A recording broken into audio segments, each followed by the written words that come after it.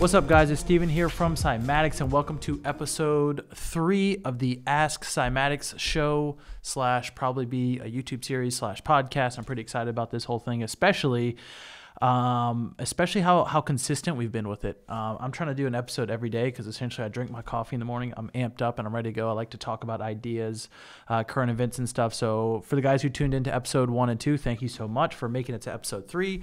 And just want to give a quick shout out to everybody who always watches this on live, because I do live stream this on Instagram and I do like taking the live question. We should do that like all the time. I think it's really good.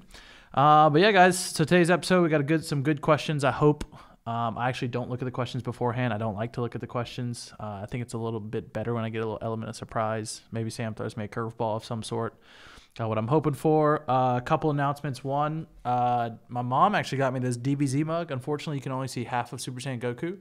But this is what it's like when there's no coffee in here. And usually when there's a full cup of coffee, the whole thing lights up and you go Super Saiyan. It's easily one of the best purchases ever.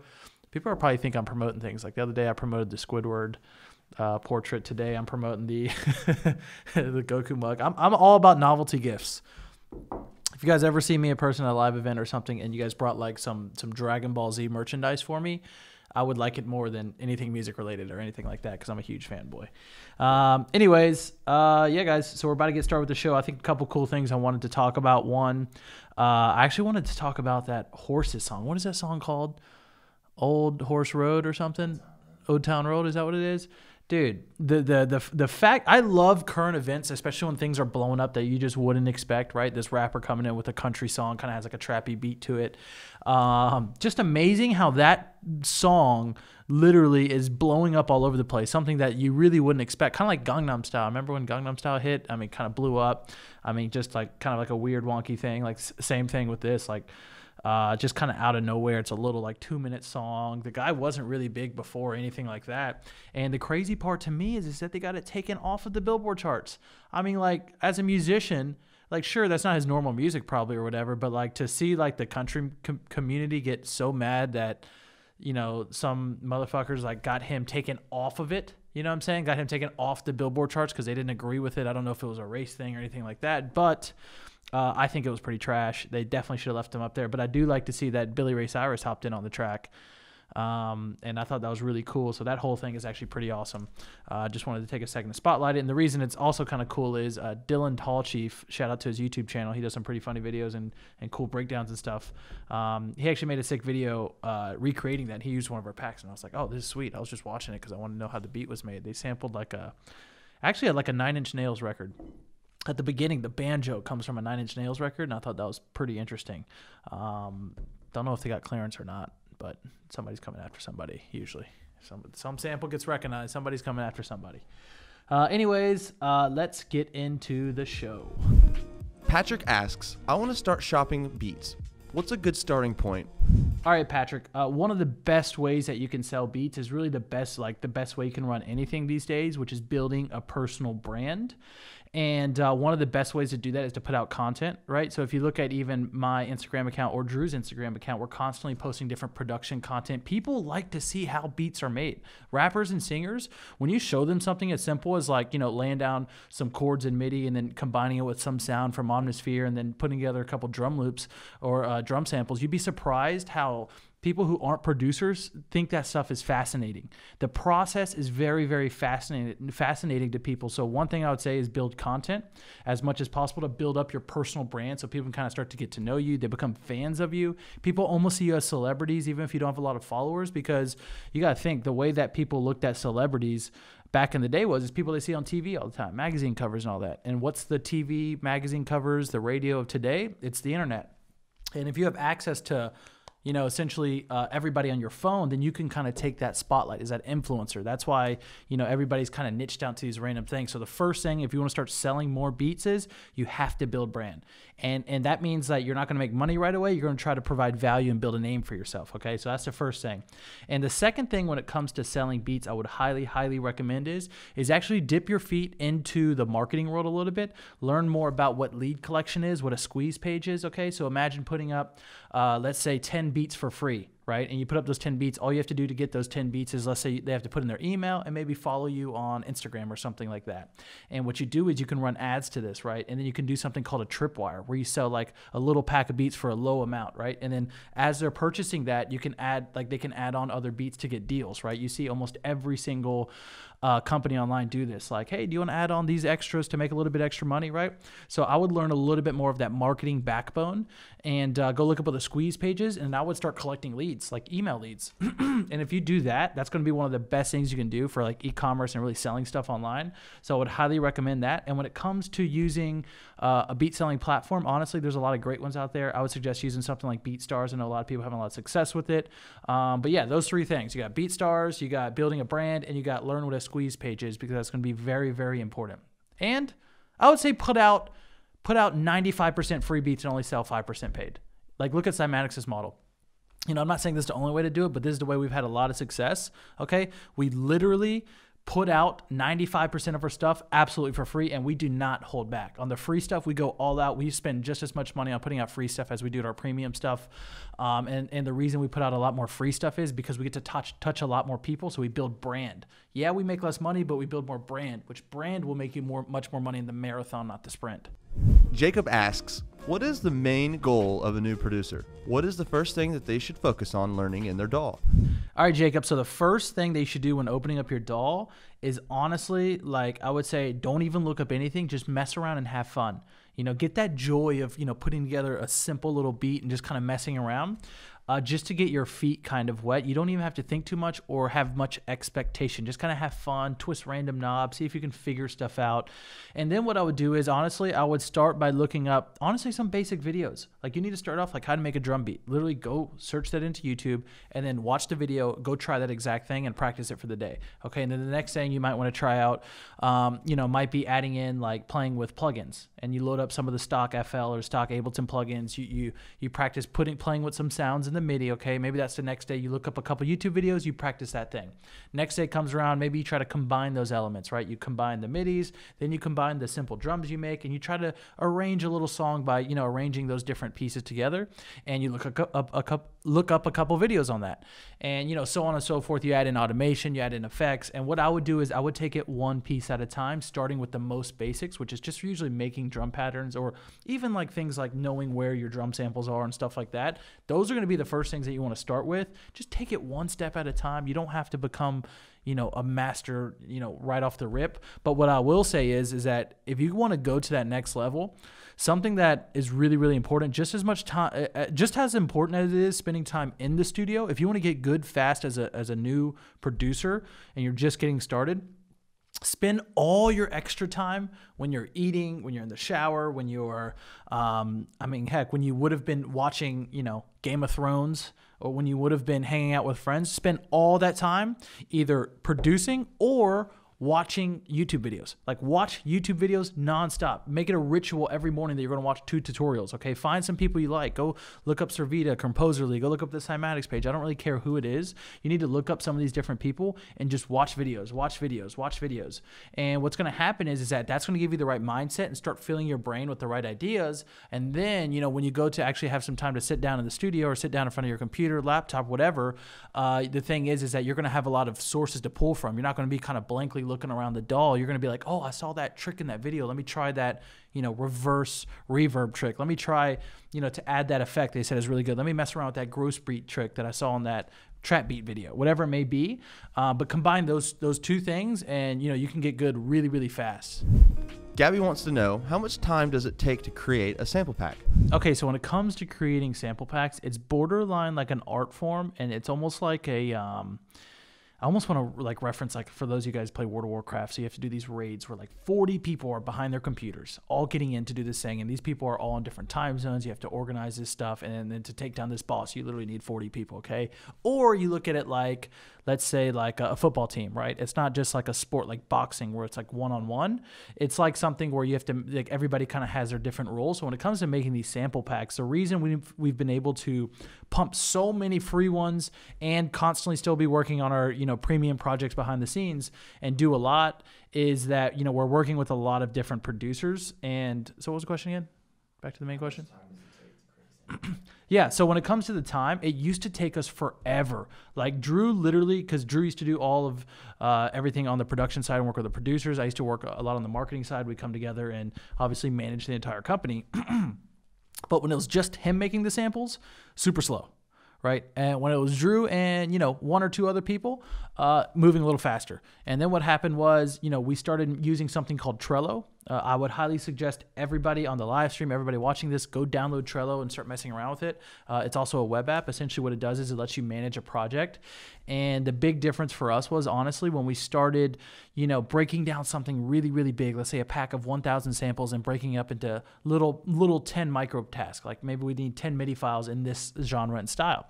And what we have is Andre kind of manages this thing. And when you're working with 30 or 40 producers all pitching in little pieces of something, it keeps the quality really high, and we can get done with stuff very quickly. So some of the free packs only take about a week, but we usually have about 5 in motion at the same time.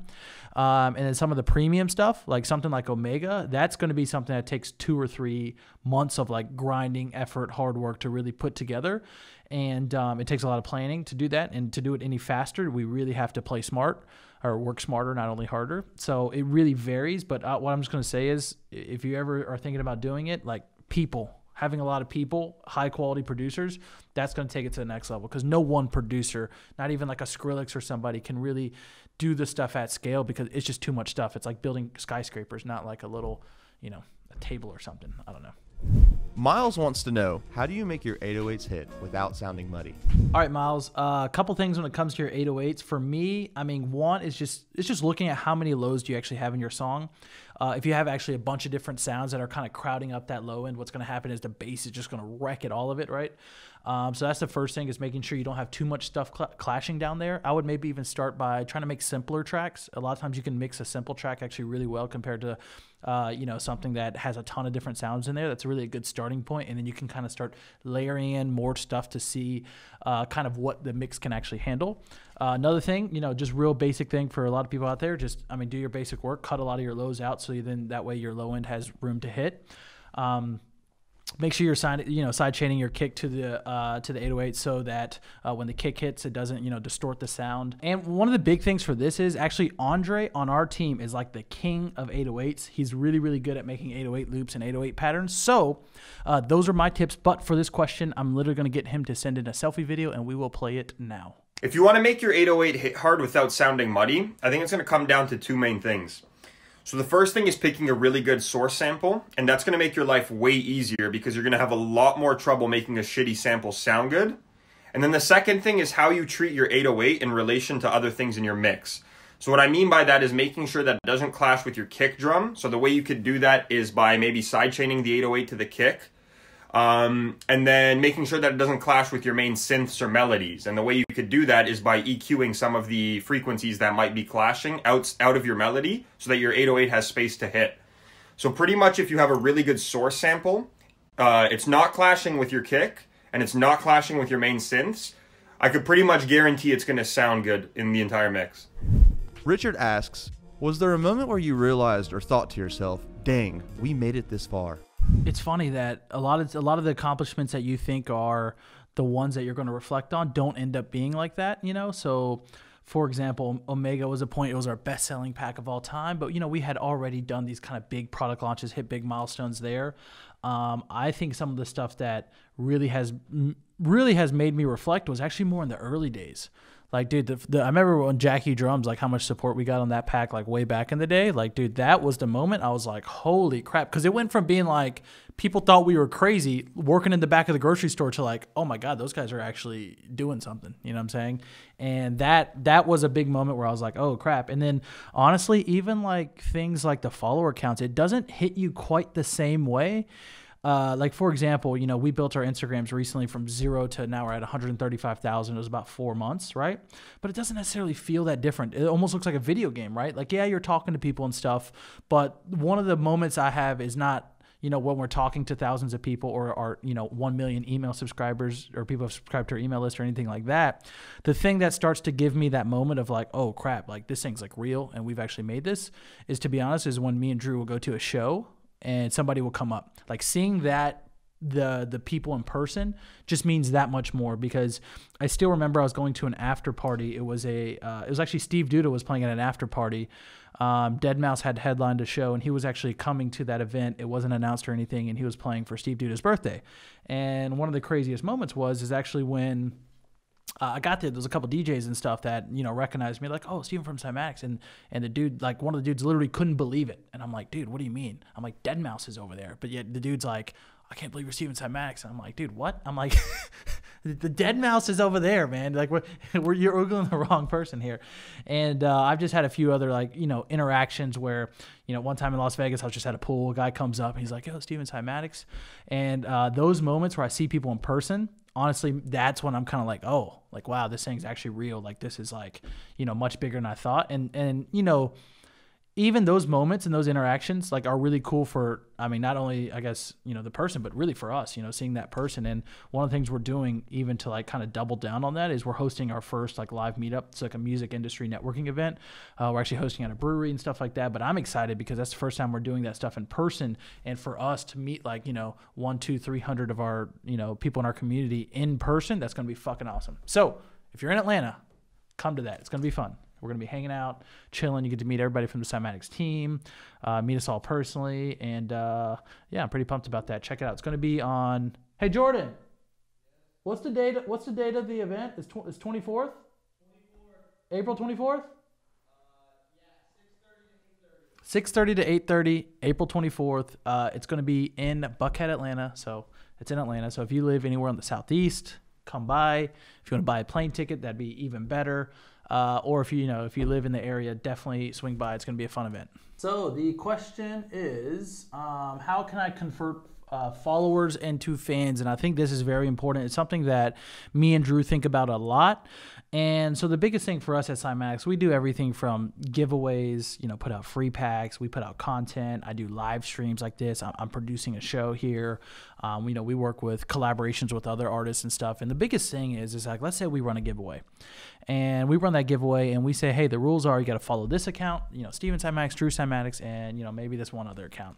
Like, a lot of people are going to follow us for the chance to win either a pair of speakers or something that we're giving away. But does that mean they're fans of us? No, that means they followed us. That means they're essentially on a little list on our Instagram account, right? That does not mean much. They are just followers, okay? But to turn them into fans, to really diehards, to people that are really going to like you, the thing you have to do is you got to do two things. One, you got to have magic moments with people, and this is something that our company focuses on nonstop. It's not something that you would think that, is the answer to growing a big brand, but it really is. It's really, you need to talk to people. Like, literally, people remember interactions, whether it be DMs, whether it be commenting back to every single person that comments on your music, on your YouTube channel, SoundCloud, Instagram.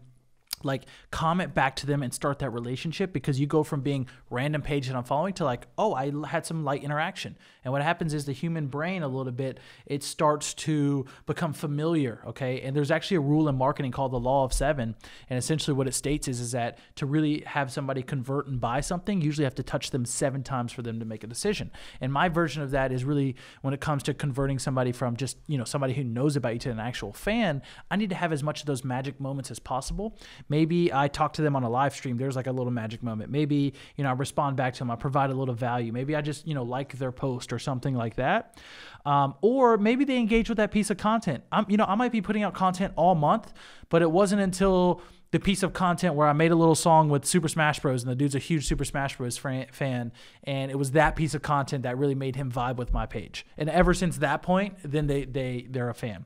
Or sometimes backstory stuff does that, right? So like, you might not like a producer or a song, and you start learning their backstory. You realize they were just this normal kid like you who, had this great opportunity, kind of got lucky, was working real hard, and had this big come up on a maybe winning a remix contest or something, and then all of a sudden, like, you can vibe because you're in a remix contest, right? There's all different ways that people can relate with you, and the thing is, you're gonna have to put out lots of different types of content, music, and etc. to really build that brand and have those magic moments. And that's the way you turn. That's the way you're going to turn, just followers into fans, is having those magic moments, having those interactions with them, and putting out content that they can engage with on a day-to-day basis. If you do enough of that stuff, You're going to touch as many people as you possibly can. And yeah, some people, they're not going to respond well. Some people will take that content engagement and they're going to go the opposite direction. They're going to be like, screw this guy or screw this girl. I don't want to follow him or her. And that's perfectly okay, okay? The world's big, okay? There's a lot of influencers out there. Don't get butthurt about anything like that. But if you focus on those three things, engagement, having those magic moments and really trying to put out a lot of content, what's going to happen is that you're going to convert a lot of people from just random fans to people who will come to your shows, buy your merchandise, buy your sample packs, buy your, buy anything, like come meet up at a live event like we're doing soon, watch new segments like the Ask Cymatics Show, right? Build brand through those three things, do those three things and you build real relationships and turn those fans turn those followers into fans. Yo, shout out for the awesome question ask on the Instagram live. And I just want to say, I appreciate you guys watching this far. If you have any suggestions, feel free to drop in the comments, whether you're watching this on IG, Facebook, YouTube. Okay. And make sure you subscribe to our YouTube channel because we are doing a giveaway. Do we have the headphones? Can you hand them to me? Audio-Technicas? Because we actually are doing a headphone giveaway. We're announcing the winner. I believe it's May 5th, right? And we are giving away a pair of Audio-Technicas. So this episode is being uploaded. The place that these are being uploaded on YouTube, we will link it up. Make sure you go there. Make sure you subscribe. Hit the notification bell so you can get the new episodes when they come out and have the best chances of also getting featured for more opportunities. Anyways, I hope you guys enjoyed this episode and peace out.